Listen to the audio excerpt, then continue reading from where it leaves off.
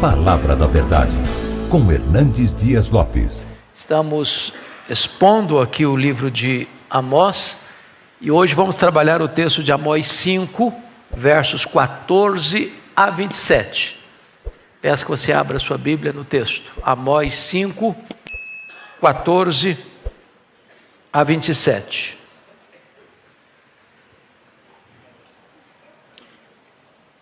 O texto diz o seguinte, todos aí sintonizados? Buscai o bem e não o mal, para que vivais, e assim o Senhor, o Deus dos exércitos, estará convosco, como dizeis. Aborrecei o mal e amai o bem, e estabelecei na porta o juízo. Talvez o Senhor, o Deus dos exércitos, se compadeça do restante de José. Portanto, assim diz o Senhor Deus dos exércitos: em todas as praças haverá pranto, e em todas as ruas dirão ai, ai, e ao lavrador chamarão para o pranto, e para os choros que sabem prantear. Em todas as vinhas haverá pranto, porque passarei pelo meio de ti, diz o Senhor. Ai de vós que desejais o dia do Senhor. Para que desejais vós o dia do Senhor? É dia de trevas e não de luz? Como se um homem fugisse de diante do leão e se encontrasse com ele o urso, ou como se entrando em casa, encostando a mão à parede, fosse mordido de uma cobra. Não será, pois, o dia do Senhor trevas e não luz? Não será completa escuridão sem nenhuma claridade? Aborreço, desprezo as vossas festas, e com as vossas assembleias solenes não tenho nenhum prazer. E ainda que me ofereçais holocaustos e vossas ofertas de manjares, não me agradarei deles, nem atentarei para as ofertas pacíficas de vossos animais cevados. Afasta de mim o estrépito dos teus cânticos, porque não ouvirei as melodias das tuas liras. Antes corra o juízo como as águas, e a justiça como o ribeiro perene. Apresentastes-me vós sacrifício e ofertas de manjares no deserto por 40 anos, ó casa de Israel. Sim, levaste Sicute, vosso rei, Quium, vossa imagem, e o vosso Deus estrela, que fizestes para vós mesmos. Por isso vos desterrarei para além de Damasco, diz o Senhor, cujo nome é Deus dos exércitos. Meus irmãos, eu quero conversar então com vocês nesta manhã sobre o tema: quando a religião perde o seu poder. Quando a religião perde o seu poder. Bom, nós não poderíamos começar esta fala a não ser retrocedendo a Salomão. Vocês bem sabem que Salomão começa muito bem o seu reinado de 40 anos, mas encerra o seu mandato de forma trágica. Trágica. A Bíblia chega a dizer que ele amou as suas mulheres e ele desprezou a Deus. Ele que teve o privilégio de erigir o templo de Jerusalém, constrói capelas aos deuses pagãos. Ele que havia conclamado a nação a adorar o Deus vivo e verdadeiro, agora se prostra diante de ídolos no final da sua vida. Ele que, recebendo a orientação de Deus, como deveria ser um monarca em Israel, lá em Deuteronômio 17, quebra todos os princípios estabelecidos por Deus, multiplicando para si cavalos, pondo a sua confiança no exército e não em Deus, multiplicando para si ouro, confiando na riqueza e não em Deus, multiplicando para si mulheres, portanto, curvando-se aos muitos deuses dessas mulheres com quem contraiu matrimônio. Ainda mais, ele viveu opulentamente, nababescamente, no luxo, no fausto, na riqueza, mas impôs ao seu povo impostos abusivos. Se não bastasse isso, ele ainda estabeleceu escravidão e colocou feitores de escravos para arrancar dos braços cansados desses escravos o produto da sua riqueza. É um rei rico e um povo pobre. Se não bastasse isso, ele não preparou o seu sucessor. Seu filho Roboão, herdeiro do trono, nasceu um ano antes de Salomão assumir o poder. Portanto, o menino viveu e cresceu no fausto, no luxo, na fartura, na riqueza, na exuberância, e não estava preparado para governar. Quando Salomão morre, em 931 a.C., Roboão assume o governo e vai meter os pés pelas mãos. Foi a oportunidade do povo reivindicar mudança da política econômica. Foi o tempo do povo reivindicar alívio dos tributos e impostos. O povo não aguentava mais pagar a conta. Vocês muito bem sabem disso. Não tem almoço de graça. Se alguém está comendo de graça, alguém está pagando. Para o governo ter luxos exorbitantes, alguém está pagando a conta. Para os governantes viverem nababescamente, alguém está ralando. Então, quando reivindicaram de Roboão alívio dos impostos, insensatamente ele disse: eu vou aumentar os impostos. Eu vou tornar a vida de vocês ainda mais difícil, mais amarga. Se meu pai afligiu vocês com chicotes, eu vou afligir vocês com escorpiões. E isso levou uma rebelião das 10 tribos do norte, formando um outro reino, o reino de Israel, conhecido como Reino do Norte, às vezes chamado de Efraim, cuja capital mais tarde veio se tornar Samaria. Esse Reino do Norte durou 209 anos, começando em 931, com a morte de Salomão, até o cativeiro assírio, que ocorreu em 722 a.C. Nesse período de 209 anos, no Reino do Norte, um fato aconteceu. O rei que liderou esta cisão, o rei cismático chamado Jeroboão, denominamos de Jeroboão I, porque mais tarde vai ter um segundo Jeroboão, da dinastia de Jeú, que governou 41 anos, mais longo governo do Reino do Norte.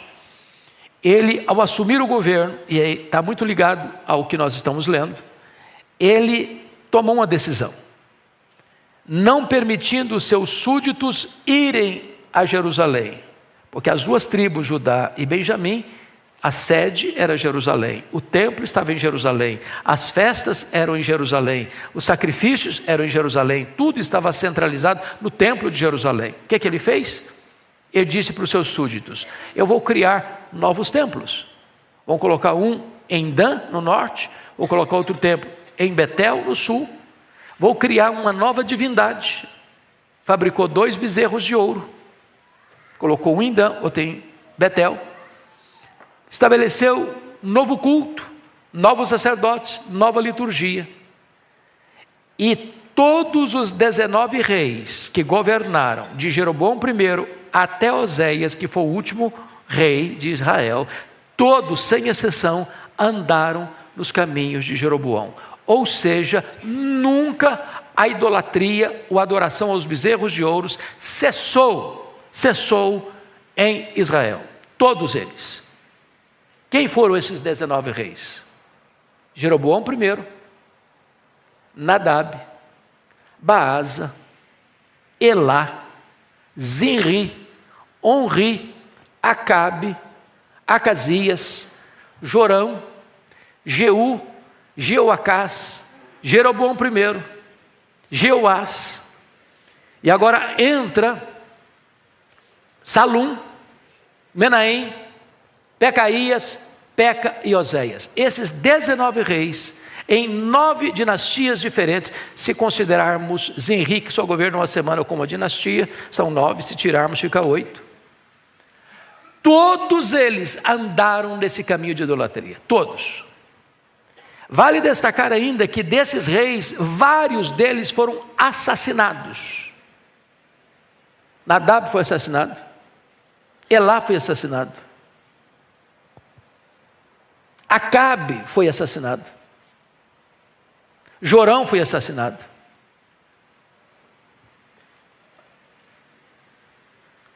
O outro que estava próximo lá do governo, o Pecaías, Pecaías foi assassinado por Peca, o Peca foi assassinado por Oséias. Portanto, eu estou falando de 19 anos, de um reino, de um período que houve conspiração política, traições, tramas, derramamento de sangue no palácio.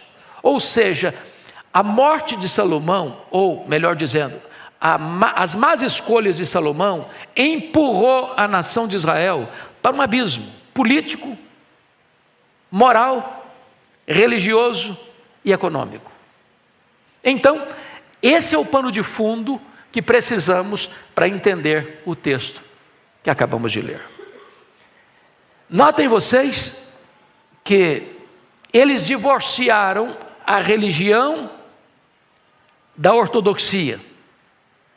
Divorciaram a ortodoxia da piedade. Divorciaram o credo da conduta.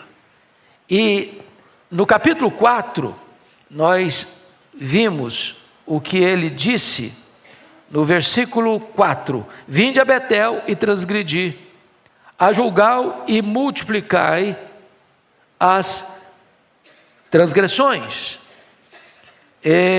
Você percebe, capítulo 5, verso 5: porém não busqueis a Betel, nem venhais a Gilgal, nem passeis a Berseba, porque Gilgal certamente será levada cativa e Betel será desfeita em nada. O que está acontecendo aqui? Esses locais, biblicamente, são locais muito importantes. Betel é o lugar da manifestação de Deus a Jacó. Foi chamado de casa de Deus, porta do céu. Mas agora Betel é o centro de um culto idólatra. Lá não tem Deus, lá tem um bezerro de ouro. E o que é Berseba? Berseba é o local onde os patriarcas Abraão, Isaque e Jacó escutaram promessas de Deus. Eu estou com você, eu estou com você, eu estou com você. Agora Berseba, Deus dizendo: eu não estou com vocês, eu não estou com vocês, eu não me associo à idolatria de vocês. O que é Gilgal? Gilgal é o local onde o povo, entrando na terra, fez aliança com Deus, onde cessou o maná e começa a comer dos frutos da terra, e onde eles têm grandes conquistas e vitórias. E Deus está dizendo agora: Gilgal não é lugar de vitória mais não, Gilgal agora é lugar de desterro, eu vou levar vocês para o exílio. Então, esse é o pano de fundo dessa religião que perdeu o poder. O que é isso? Uma religião sincrética. O que é uma religião sincrética? Eles estão adorando o bezerro de ouro, eles estão adorando deuses pagãos, achando com isso que estão adorando o Deus vivo e verdadeiro. Então, vamos ao primeiro ponto. Estará Deus conosco mesmo em Berseba? É a pergunta do profeta. Veja comigo, em primeiro lugar, uma presunção arriscada, versículo 14. Leia comigo o versículo 14, toda a igreja. Buscai o bem e não o mal, para que vivais. Assim o Senhor, o Deus dos exércitos, estará convosco, como dizeis. Então preste atenção. Assim o Senhor estará convosco, como dizeis. Estão dizendo: Deus está conosco, Deus está conosco, Deus está conosco. Mas o que é que eles faziam? Eles buscavam o mal e não o bem. Então preste atenção nisso. Deus não tem promessas para aqueles que estão na desobediência. Deus não promete estar conosco quando nós estamos na contramão do seu propósito. Deus não promete estar conosco quando nós estamos em flagrante e aberta desobediência aos seus mandamentos. Deus não está conosco quando nós estamos praticando o mal e não o bem. Mas eles acreditavam nisso, que Deus estava com eles. Olha o versículo 18, onde eles olhavam para frente. Ai de vós que desejais o dia do Senhor, Para que desejais vós o dia do Senhor? É dia de trevas e não de luz. Ou seja, não há maior perigo para uma religião ou para um adorador do que, fazendo o que Deus proíbe, ainda pensar que Deus está com ele. Segundo aspecto, um despreparo inegável. Amós não podia apoiar esse otimismo do povo. Em outras palavras, eles queriam subornar a Deus com a religião deles, que era idólatra, bezerro de ouro, culto falso, sacerdote falso, templo falso, liturgia falsa, culto falso, achando que com a abundância dos sacrifícios que eles traziam, que isso poderia subornar a Deus para estar com eles. Estão despreparados, eles não estão entendendo exatamente. E se você perceber nos versos 14, nos versos 15 e nos versos 16, Deus se apresentou do mesmo jeito: eu sou o Senhor Deus dos exércitos, eu sou o Senhor Deus dos exércitos, eu sou o Senhor Deus dos exércitos, ou seja, eu sou o Deus Todo-Poderoso. Então não me desafiem, não tentem me subornar, não tentem me enganar com um culto falso. Esse otimismo de vocês é um otimismo completamente perigoso. A tranquilidade de vocês não oferece para vocês qualquer segurança. Mas mais, Deus agora revela um choro profundo, versículos 16 e 17. Ou seja, em vez de segurança, em vez de estabilidade espiritual, o que Deus está dizendo? Versos 16 e 17, leia comigo aí esses dois versículos, toda a igreja comigo. Portanto, Deus dos exércitos, em todas as praças haverá pranto, em todas as ruas dirão ai, ai, e ao lavrador chamarão para o pranto, e para o choro os que sabem plantear. Em todas as vinhas haverá pranto, porque passarei pelo meio de ti, diz o Senhor. Então o que está acontecendo aqui? Não tem mais negócios na cidade, não tem mais labor no campo, o choro está na região rural, o choro está nos centros urbanos.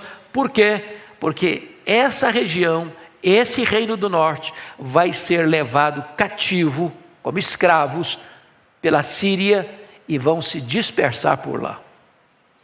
Então a falsa segurança deles revela a cegueira espiritual deles, porque eles estão praticando uma religião falsa, achando que com isso estão seguros. O juízo será o quê? Inescapável. Olha a figura que Amós usou para esse juízo inescapável no versículo 19. Ele é um cara rural, vocês sabem disso. Amós era um boiadeiro e um colhedor de sicômoro, um agricultor. Então ele vai usar figuras da região rural. Então confira comigo o versículo 19, leia o verso 19 comigo. Como se um homem fugisse de diante do leão, se encontrasse com o urso, ou como se entrando em casa, encostando a mão na parede, fosse explodir para uma cobra. O que ele está dizendo com isso? Não tem escapatória. Pensa comigo um camarada que enfrenta um leão, e consegue escapar do leão. Ok, conseguiu escapar do leão, tem um urso com a boca aberta para pegá-lo. E ele correu e se livrou do leão. Chegou em casa ofegante, botou a mão na parede: que bom que eu cheguei em casa. Uma cobra vai lá e pica o cara. Ou seja, não tem escapatória.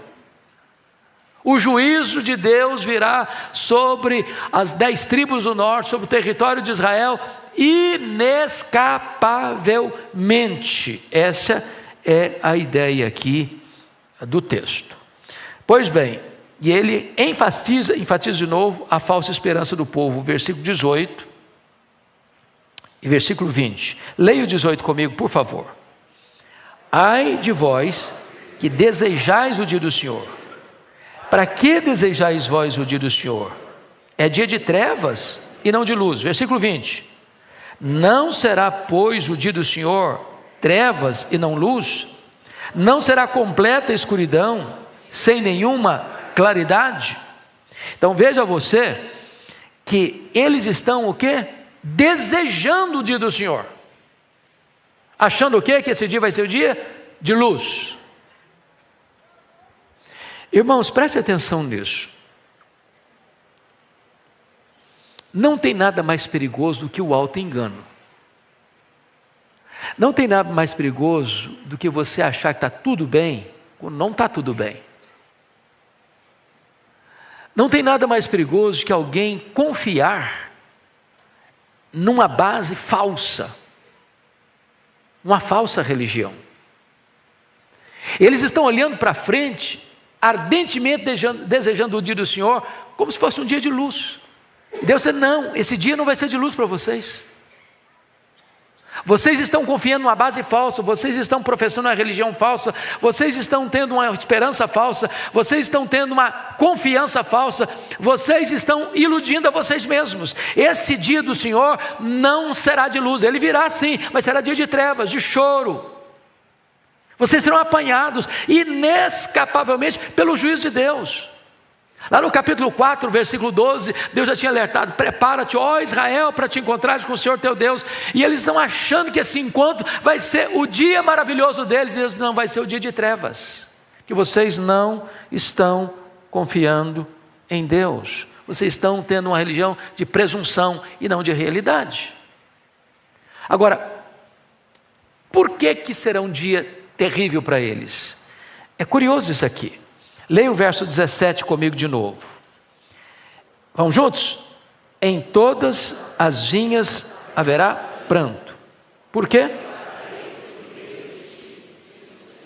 Porque passarei pelo meio de ti, diz o Senhor. Por que eles estão em desespero? Não é porque o inimigo passará, porque eu passarei.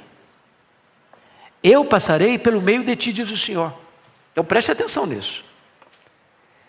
Que Deus vai passar no meio deles naquele dia de trevas, de escuridão? O Deus do juízo. Deus é fogo consumidor.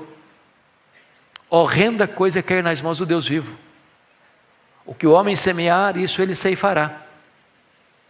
Eles viveram 209 anos numa desobediência, a despeito das muitas exortações de Deus, dos profetas que Deus levantou para exortá-los, para corrigi-los, dentre eles Amós, Miqueias, Elias, Eliseu, homens de Deus que pregaram, homens de Deus que proclamaram, homens de Deus que chamaram arrependimento, homens de Deus que mostraram que aquela religião deles era falsa, e eles reincidentemente permaneceram no erro.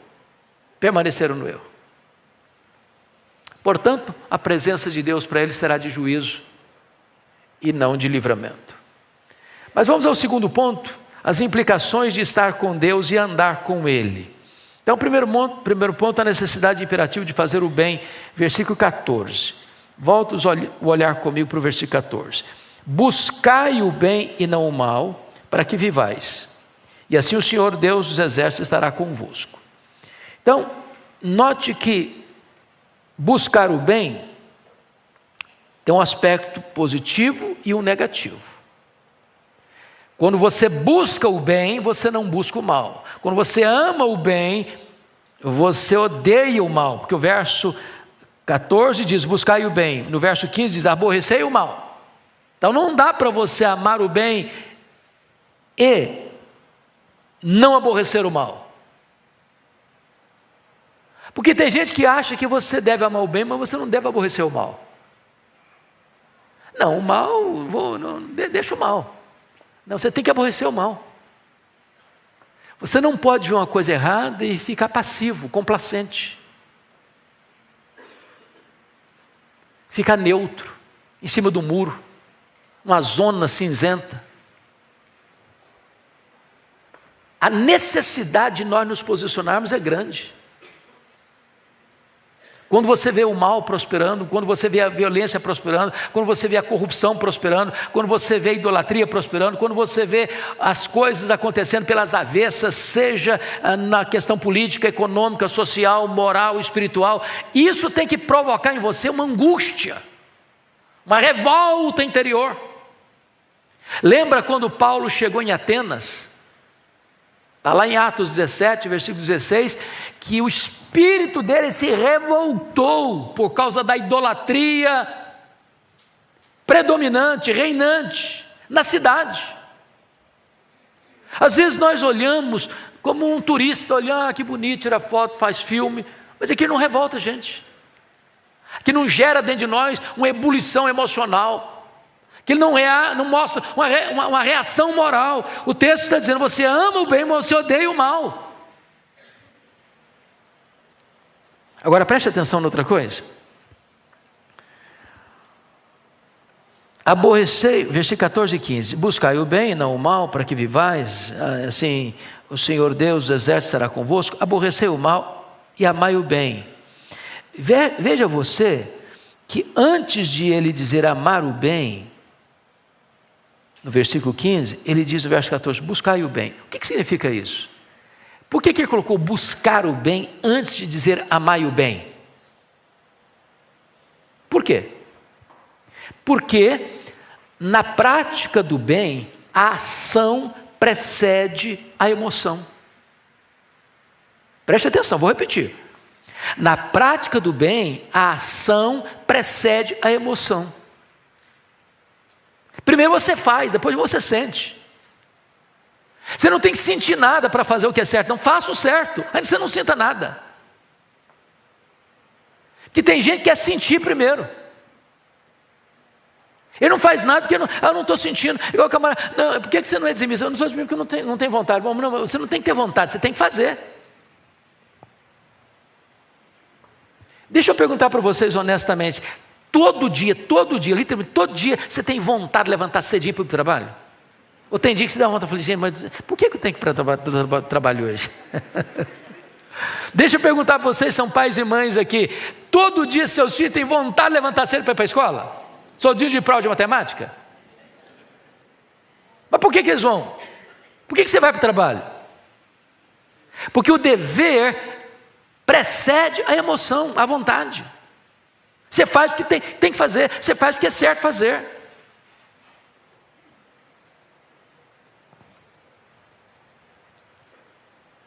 Não espere você ter vontade para fazer, faça e você terá vontade. Primeiro você pratica o bem, depois você ama o bem. Porque quando você faz, você acaba gostando de fazer.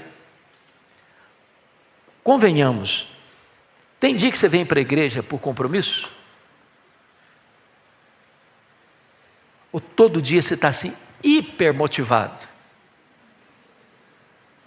Você conhece aquele fato do rapaz que dormia até tarde e era difícil tirá-lo da cama? E a mãe foi acordar o filho, já grande. Falou: meu filho, acorda, vambora, levanta. Falou: mãe, mas eu não estou com vontade. Mas hoje é domingo, meu filho, tem que ir para a igreja. Mas mãe, eu não estou com vontade, me dê pelo menos 2 razões para eu levantar. Primeiro, porque hoje é domingo. Segundo, porque você é o pastor da igreja, varão.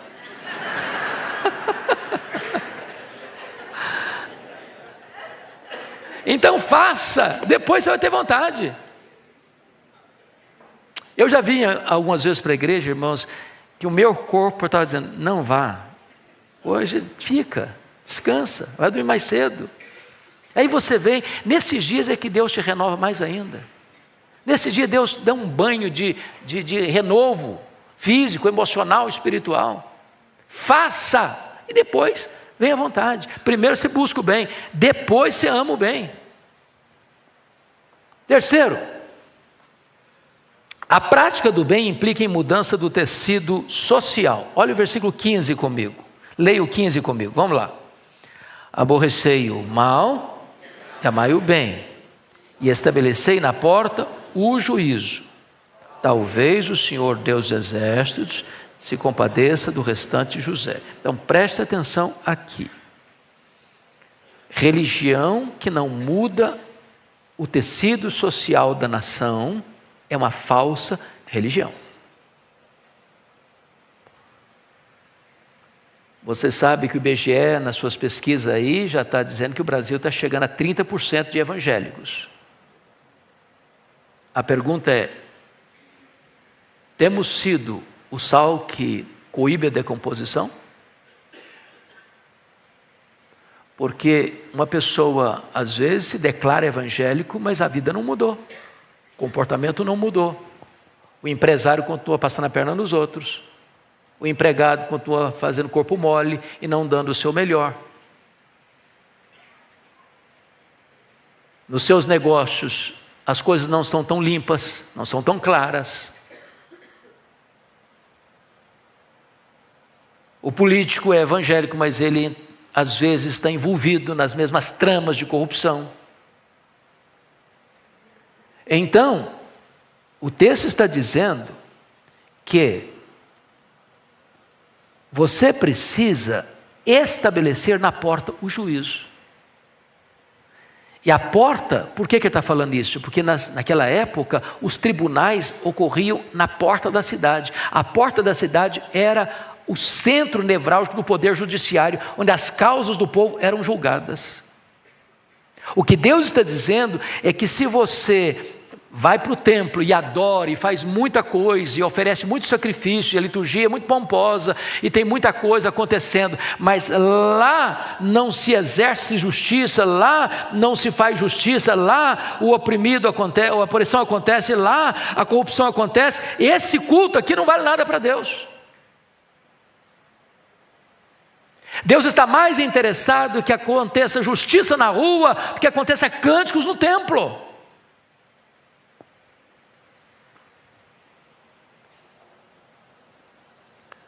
Agora, qual era o problema de Israel? Só volta um pouquinho aí, capítulo 2, versículo 6. Olha o que acontecia. Leia comigo, por favor, 2:6, toda a igreja. Vamos juntos? Assim diz o Senhor: por 3 transgressões de Israel, e por 4 não sustarei o castigo, porque os juízes vendem o justo por dinheiro, e condenam o necessitado por um par de sandálias. Ou seja, o poder judiciário de Israel estava rendido à corrupção. Eles tinham um lado. Você sabe que o símbolo da justiça, que está lá na frente do nosso tribunal maior da nação, é uma mulher com os olhos vendados, uma balança na mão. Por que com os olhos vendados? Porque o juiz não julga pela capa do processo, mas pelos autos do processo. Ele não pode ter partido, ele não pode ter preferência. Esse aqui é o fulano, eu vou pesar a mão em cima dele. Esse aqui é o Beltrano, esse aqui eu vou aliviar a mão. E nós estamos assistindo isso todo dia, no Brasil e no mundo. Olha comigo o capítulo 8, por gentileza.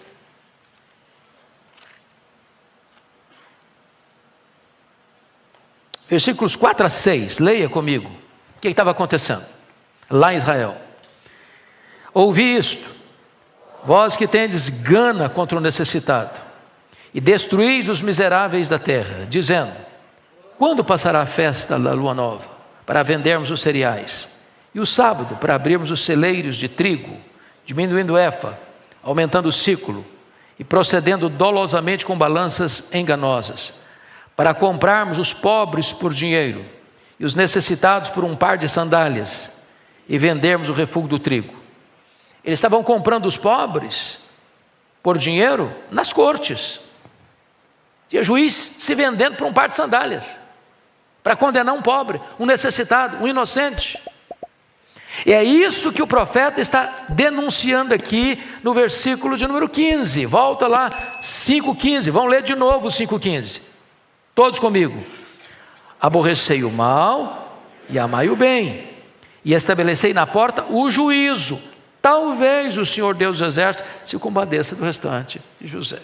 Ou seja, se permanecer a corrupção, a injustiça, a violência aos direitos humanos lá nos tribunais, não venham querer me subornar com esse culto de vocês, porque eu não vou aceitá-lo. Não vou aceitá-lo. Portanto, a prática do bem produz vida verdadeira. Olha o que está escrito no versículo de número 14. Buscai o bem e o mal para que vivais. Ou seja, procurar o mal e não o bem é para que morrais. A vida, e eu não estou falando de vida física, vida biológica, eu estou falando mais do que isso, de vida espiritual, de vida com Deus, de vida eterna. Então não se separa a religião da prática do bem. Não se separa a teologia de ética. Não se separa a doutrina de vida. Não se separa credo de conduta. É isso que o profeta está aqui nos alertando. Agora, o que é maravilhoso, irmãos, que mesmo quando Deus exerce o seu juízo, Ele jamais deixa de ser gracioso. Versículo 15 conclui assim: talvez o Senhor Deus dos exércitos se compadeça de quem? O restante? De José. Por que ele menciona José aqui? Porque José passou por muitas dificuldades na vida. Na casa do pai. Segundo, no poço. Terceiro, na escravidão. Quarto, na prisão. Quinto, no esquecimento, até se chegar ao trono.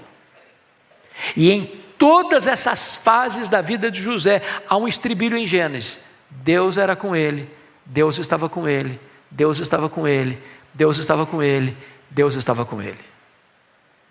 Onde há retidão, não necessariamente a vida fácil, mas onde há retidão, tem presença de Deus, tem presença de Deus, tem presença de Deus, tem presença de Deus, tem livramento de Deus, tem livramento de Deus, tem livramento de Deus. Outra pergunta do texto. Gilgal era o lugar da herança, onde eles tomaram posse da terra. Gilgal, herança ou exílio? Olha o que vai acontecer com o povo. 5:27, leia comigo, toda a igreja. 5:27. Por isso vos desterrarei para além de Damasco, diz o Senhor, cujo nome Deus dos exércitos. Então, preste atenção nisso. Ele estava dizendo para o povo, capítulo 5, versículo 5: porém não busqueis a Betel, nem venhais a Gilgal. Ir a Gilgal era ir no lugar da bênção, da posse, da herança. Agora ele está dizendo: Gilgal não vai ser lugar da posse, não vai ser lugar da herança, vai ser lugar do exílio, por causa da falsa religião. Então vamos ver como é que era a religião deles. Vamos ler versos 21 a 23, toda a igreja comigo, por favor. Aborreço, desprezo as vossas festas, com as vossas assembleias solenes, não tenho nenhum prazer.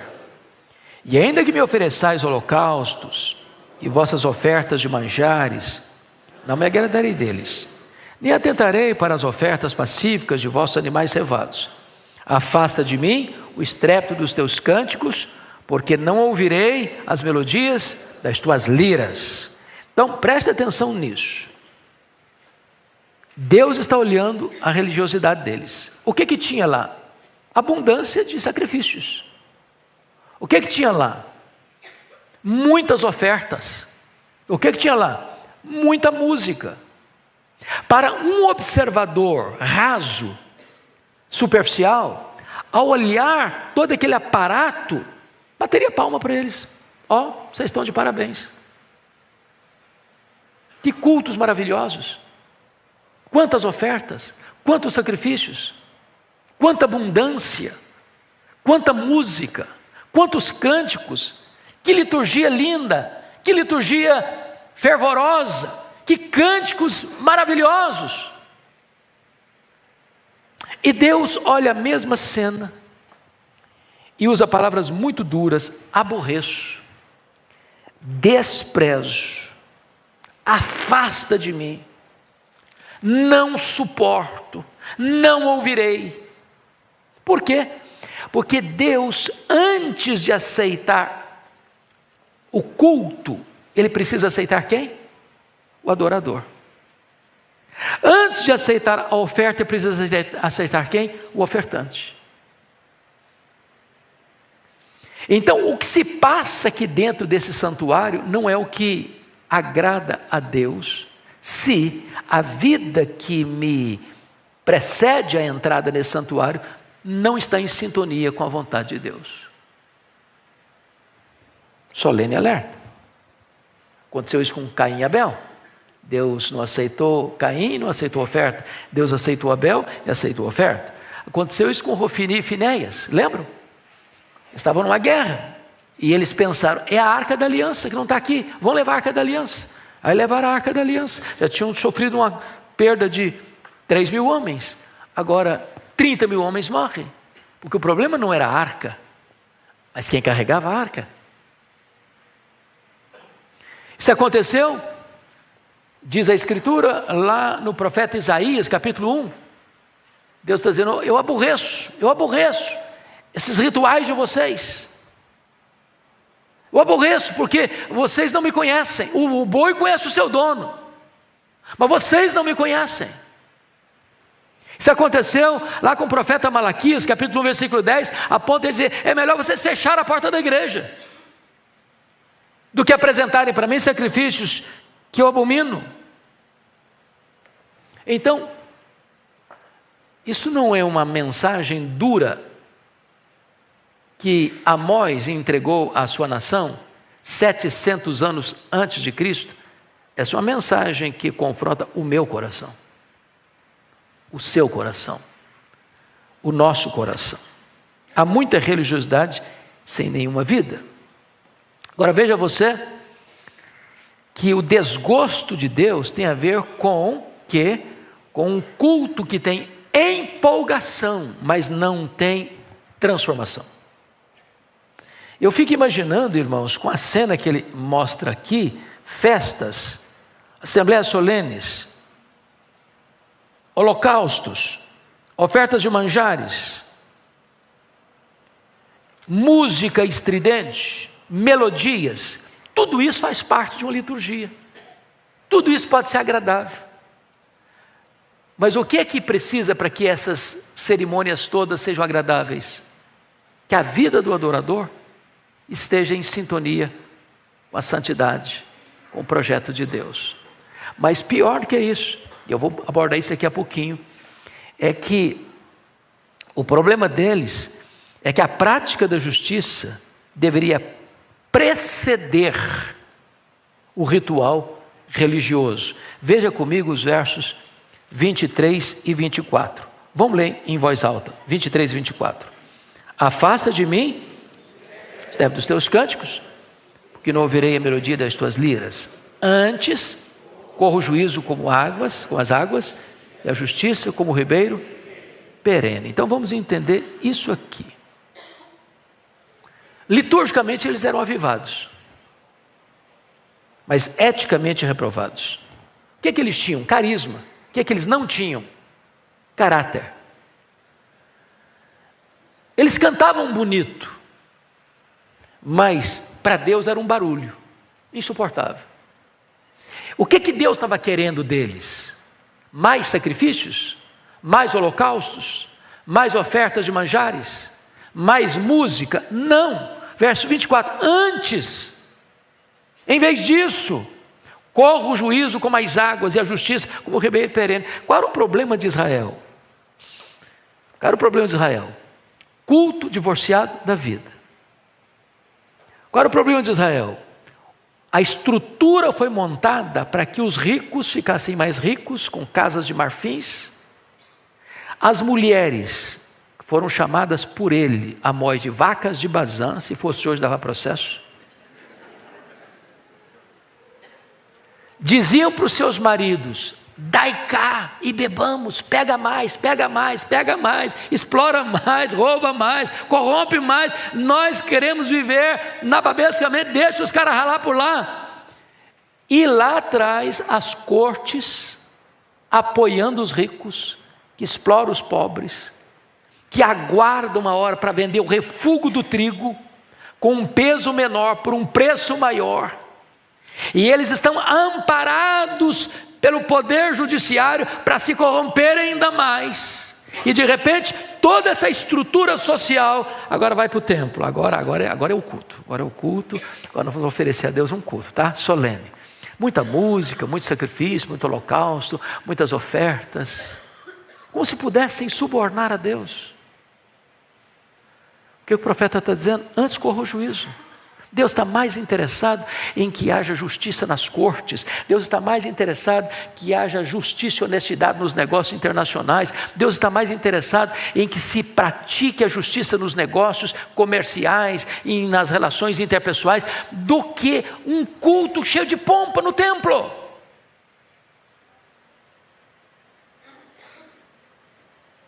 Agora pense comigo, meus amados,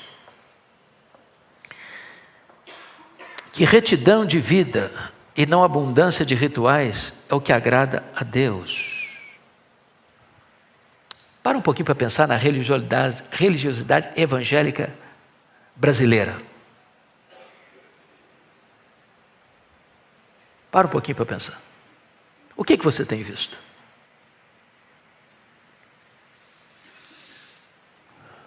Talvez muita abundância de rituais. Muitos cultos pomposos, mas introduzindo no culto práticas que não têm apoio nas Escrituras. E você vai ver a introdução de muitas músicas na igreja que também não tem base bíblica. E você vai ver muitos rituais que, embora pomposos e agradem o gosto da freguesia, não estão biblicamente fundamentados. Aí você vai ver também que o comércio se estabeleceu dentro da igreja, que a igreja virou uma empresa, virou uma franquia,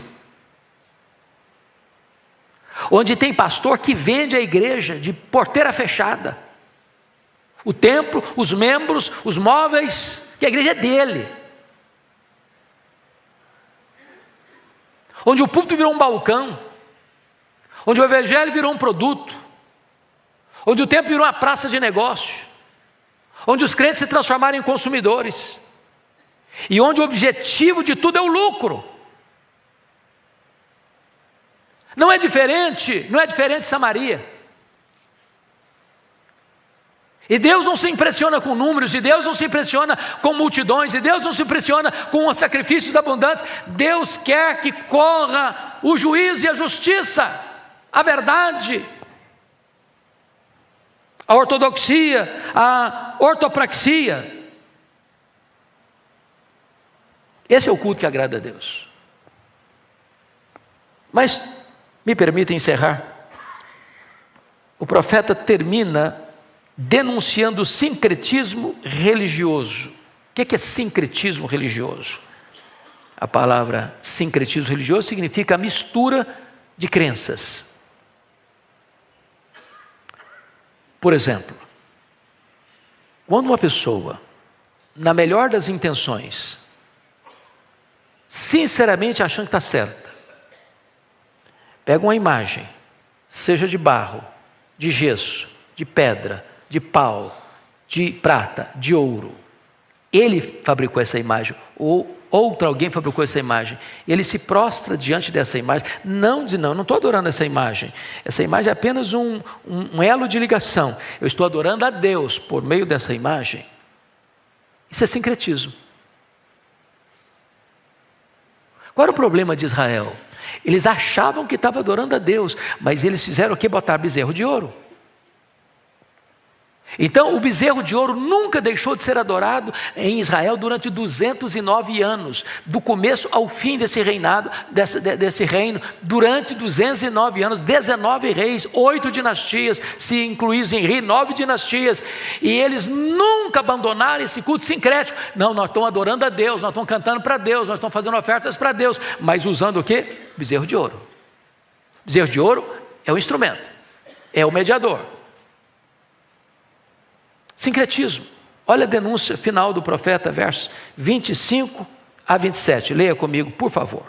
Toda a igreja.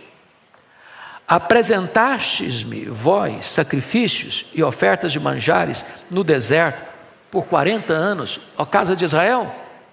Sim, levaste Sicute, vosso rei, Quium, vossa imagem, e o vosso Deus estrela, que fizeste para vós mesmos. Por isso vos descerrarei para além de Damasco, diz o Senhor, cujo nome é Deus dos exércitos. O que ele está dizendo? Olha, Israel, vocês se lembram dos 40 anos no deserto? Pois é, vocês caminharam pelo deserto e vocês fizeram imagens de adoração para vocês. Vocês não me adoraram nesses 40 anos que caminharam pelo deserto. Sabe o que aconteceu? Toda aquela geração que saiu do Egito, 600 mil homens, fora mulheres e crianças, em torno de 2 milhões de pessoas, todas essas pessoas morreram no deserto. Não é morreu porque estava velho demais, cansado demais, doença demais. Não, morreram porque Deus os puniu. E eles não entraram na terra por causa da incredulidade, ou por causa do sincretismo religioso, ou por causa da idolatria deles. E o que fizeram quando chegaram na terra? O que fizeram quando chegaram na terra? Você quer saber? Quando chegaram na terra prometida? Abra a Bíblia comigo. Juízes, livro de Juízes, capítulo 2. Capítulo 2, versos 10 a 15. Toda a igreja comigo, por gentileza. Foi também congregada a seus pais toda aquela geração. E outra geração após ele se levantou, que não conhecia o Senhor, nem tampouco as obras que fizera a Israel. Então fizeram os filhos de Israel o que era mal perante o Senhor, pois serviram aos Baalins, deixaram o Senhor, Deus de seus pais, que os tirara da terra do Egito, e foram-se após outros deuses, dentre os deuses das gentes que havia ao redor deles, e os adoraram e provocaram o Senhor a ira, porquanto deixaram o Senhor e serviram a Baal e a Astarote, pelo que a ira do Senhor se acendeu contra Israel, e os deu na mão dos espoliadores, que os pilharam, os entregou na mão de seus inimigos ao redor, e não mais puderam resistir a eles. Por onde quer que saíam, a mão do Senhor era contra eles, para o seu mal, como o Senhor lhes dissera e jurara, e estavam em grande aperto. Então, veja bem, esse povo sai do Egito, onde tinha bezerro de ouro lá, fizeram bezerro de ouro no deserto, fizeram outras imagens, agora eles entram na terra prometida, a geração que nasceu no deserto entra na terra prometida, é o período de Josué, essa geração morre, agora a geração que nasce na terra, não conhece a Deus mais, eles estão adorando outros deuses, os deuses das gentes, das nações, os deuses gentílicos. Esse problema atingiu Israel ao longo da sua história. No período dos juízes, eles adorando outros deuses. Aí vem a monarquia, Saul, Davi, Salomão, e Salomão introduz outros deuses. Esse reino do norte adorou outros deuses 209 anos. Qual foi a consequência? Deus chegou um dia e disse: basta, chega. E vem o Império Assírio e domina Samaria, e leva embora esse povo para a escravidão. E mais, Sargão II, depois de levar o povo para a escravidão, trouxe outros povos para habitar nessa terra, com os poucos que ali ficaram, e formou-se um outro povo chamado samaritano, que continuou com o culto sincrético, com um templo rival em Gerizim, com deuses rivais. A idolatria se agarrou a esse povo, e aí foi a sua ruína. Isso é um alerta para nós, porque a Bíblia foi escrita para nos alertar e exortar. Qual é o culto que estamos prestando a Deus? Com que motivação nós nos apresentamos a Deus? Que Deus nos ajude, meus irmãos, a não incorrermos no risco de prestar um culto a Deus da maneira que Ele não quer. Segundo, que Deus nos livre de prestar um culto para Deus onde a nossa vida está divorciada da nossa liturgia. Preste muita atenção nisso, Lutero falava isso. Você tem que trafegar do campo para a igreja com a mesma devoção. Culto é o culto racional. que Deus quer, lá na sua escola, lá na sua empresa, lá no seu trabalho, lá na sua família, lá na sua parentela. O culto da vida é o que agrada a Deus. Aqui você vem para adorar a Deus, e o que você faz aqui tem que estar conectado com o que você faz de segunda a segunda na sua agenda. Que Deus nos ajude a entender essa verdade e a fugirmos do culto que não agrada a Deus. Vamos ficar em pé e vamos orar.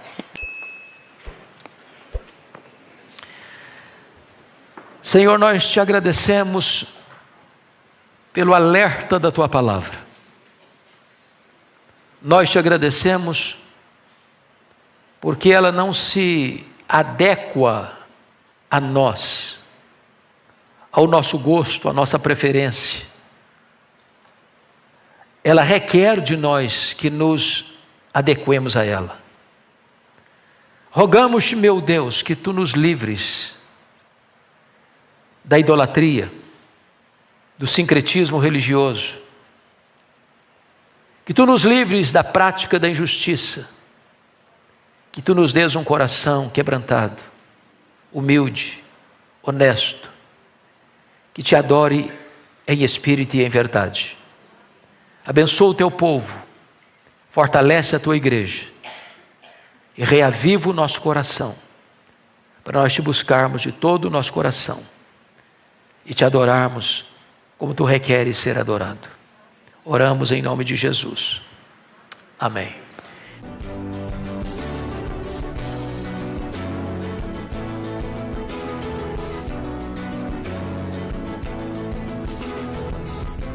Palavra da Verdade, com Hernandes Dias Lopes.